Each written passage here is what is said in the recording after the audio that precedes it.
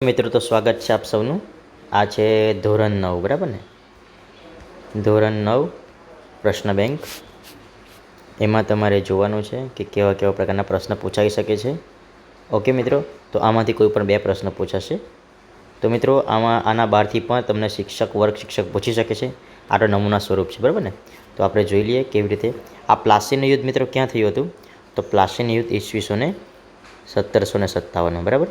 પછી બક્સરનું યુદ્ધ ક્યાં થયું હતું? તો બક્સરનું યુદ્ધ એટલે 1764, બરાબર. નિયામક ધારો આવશે ઈસવીસો 1773.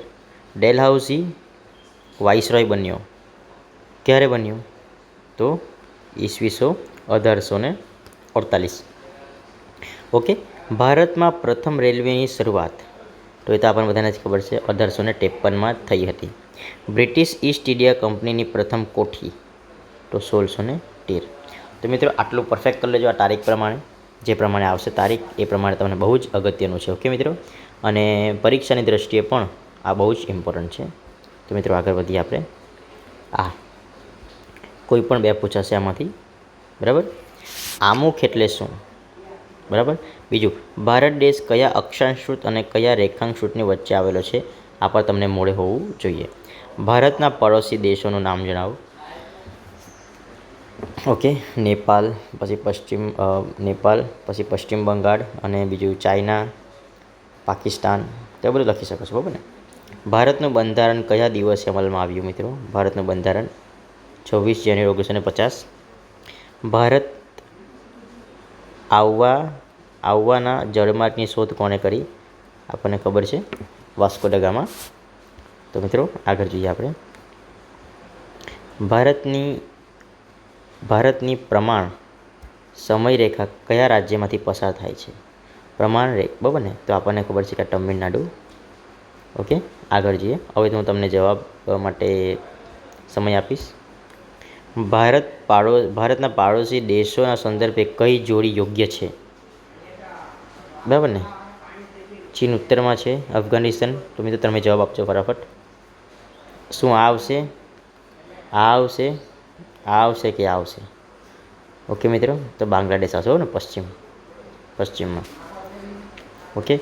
ભારત ઉત્તરે, ચીન તો ભારત વાયવ્યે. ભારત ઉત્તરે, ચીન તો ભારત વાયવ્યે શું આવશે? બોલો મિત્રો, તમને હું આપીશ. તો પાકિસ્તાન રાઈટ આન્સર છે, બરાબર ને? નંબર 4 જોઈએ. નીચેના પૈકી કયો દેશ ભારતના ક્ષેત્રફળ સંદર્ભે વધુ વિશાળ છે?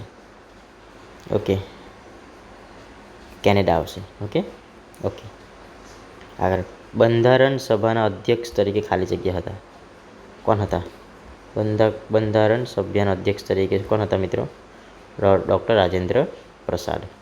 બંધારણની મુસદ્દા સમિતિના અધ્યક્ષ તરીકે ખાલી જગ્યા હતા. તો ડૉક્ટર ભીમરાવ આંબેડકર આવશે.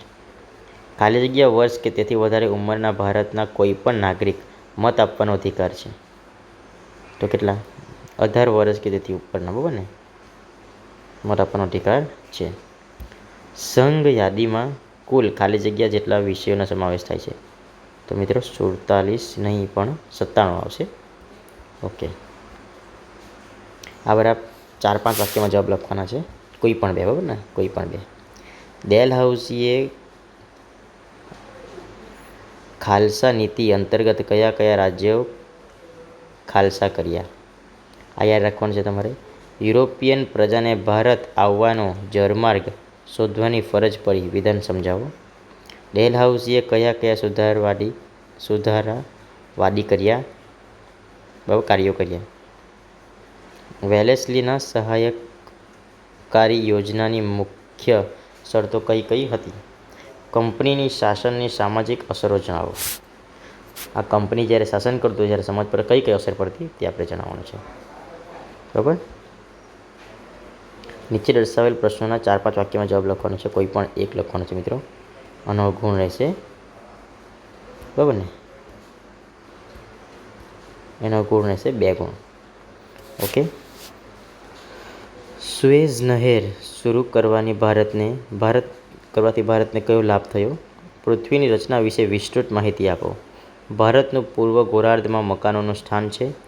ભારત વૈવિધ્યસભર ભૂપૃષ્ઠ શાનાથી ધરાવે છે. ભારતનો આંતરરાષ્ટ્રીય વેપાર કેમ સરળ બન્યો. બરાબર. પ્લાસીના યુદ્ધનું વિવરણ કરો. બક્સરના યુદ્ધની માહિતી દર્શાવો. કંપનીની શાસન ભારત પર થયેલી આર્થિક અસરો જણાવો. સહાયકારી યોજનાઓ મીઠા ઝેર સમાન શા માટે કહેવામાં આવે છે. ટૂંક નોંધ લખો. ઈસ્ટ ઇન્ડિયા કંપનીનો વિકાસ. ઓકે, હવે આ પ્રશ્ન છે 3 ગુણનો છે, બરાબર ને. તેમાંથી કોઈ પણ એક પ્રશ્ન લખવાનો છે. બંધારણના મૂળભૂત લક્ષણો જણાવો. આમુખના આધારસ્તંભો જણાવો. લોકશાહી એટલે શું તેના પ્રકાર જણાવો. સામાજિક અને આર્થિક સમાનતા વિના રાજકીય સમાનતા અધૂરી છે, સમજાવો. હવે આમાં ગુણ છે 4 માર્ક્સનો. ભારતના સ્થાન અને વિસ્તાર વિશે માહિતી આપો. ભારતીય સાંસ્કૃતિક સમન્વય તીર્થ બન્યું છે, સમજાવો. પારિભાષિક શબ્દો અર્થ. અપસારી પ્લેટ, અભિસારી પ્લેટ, વૃંદાવનીય પ્લેટ અને ઉચ્ચ પ્રદેશ. મિત્રો ઓકે, તો મિત્રો આ વિડીયો તમારા માટે બહુ જ ઉપયોગી છે. તમે લાઈક કરો, શેર કરો, સબસ્ક્રાઈબ પર કરી દેજો અને આગળના વિડીયો માટે ચેનલ પર બન્યા રહો. Thank you friends.